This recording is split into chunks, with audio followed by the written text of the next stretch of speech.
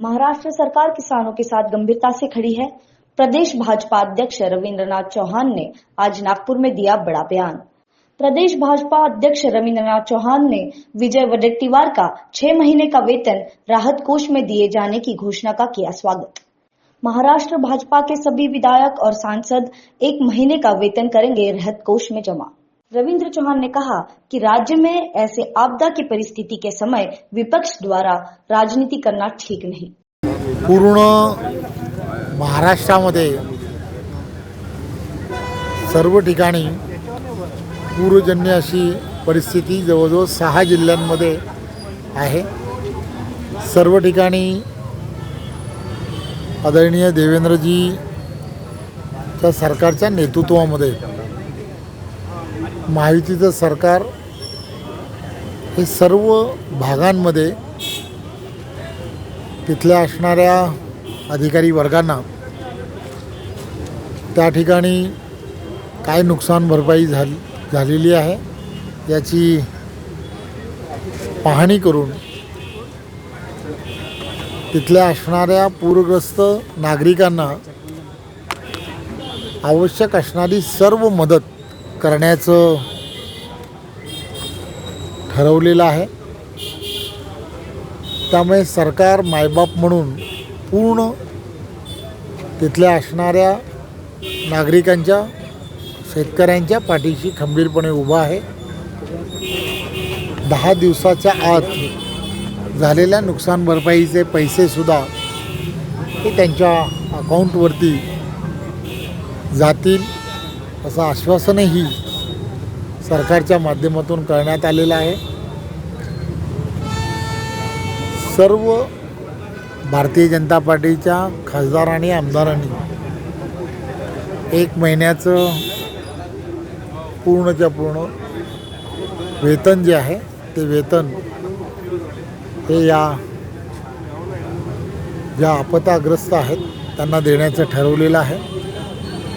त्यामुळे सरकार 100% या सगळ्या ज्यांना या पुराच्या पाण्याचा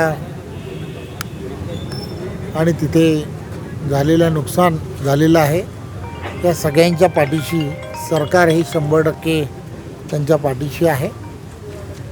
वडेट्टीवार यांनी 6 महिन्याचं वेतन हे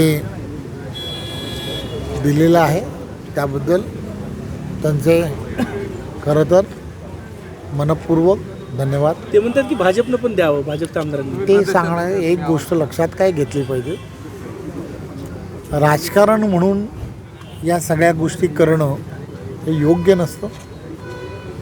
आपल्याला कदाचित याची कल्पना असते ग्रामीण भागामधील असणारा लोकप्रतिनिधी हा लोकप्रतिनिधी यांना हे वेतन जे मिळत असतं ते वेतन त्यांच्या प्रवास भत्ते वगैरे यासाठी मिळत असतो। त्यामुळे त्यांची भावना जरी काही त्यामधली असली तरी मला असं वाटतं की यामध्ये राजकारण करणं योग्य नाही। आम्ही बरेच वर्ष पाहिलं आहे की काही लोकप्रतिनिधी हे गडगंज पैसे असतात, परंतु काही लोकप्रतिनिधी जे आहेत ते ग्रामीण भागामध्ये काम करणारे की ज्यांना या सगळ्या विषयासाठी प्रवास भत्ता आणि या सगळ्या विषयासाठी प्रचंड व्यवस्था ही स्वतःला उभी करायची असते। त्यामुळे सरकार आवश्यक असणारा सर्व निधी जो आहे किंवा त्यांना आवश्यक असणारा जे लागेल ते सरकार मायबाप म्हणून नक्की देईल, यात काही शंका नाही। सर, विरोधक जे आहे यावेळेस सरकार बांधावर होतं दुसऱ्या दिवशी पुराच्या, विरोधक घरी बसून बहुतांश विरोधक टीका करतायत। विरोधकांनी दबाव निर्माण करायला पाहिजे, परंतु ते कुठेतरी नुकसान भरपाईची पाहणी करताना दिसत नाही। मग काँग्रेसचे प्रदेशाध्यक्ष असो की इतर नेते असो, एक गोष्ट लक्षात काय घेतली पाहिजे, संपूर्ण महाराष्ट्रामधली असणारी परिस्थिती लक्षात घेता आदरणीय देवेंद्रजी असतील, आदरणीय शिंदेसाहेब असतील, आदरणीय अजितदादा असतील आणि सर्व मंत्री असतील आणि सर्व लोकप्रतिनिधी हे ज्या ज्या ठिकाणी पूरग्रस्त परिस्थिती आहे त्या ठिकाणी स्वतः जाऊन तिकडच्या असणाऱ्या नागरिकांना मदत करण्याचं काम करत आहेत.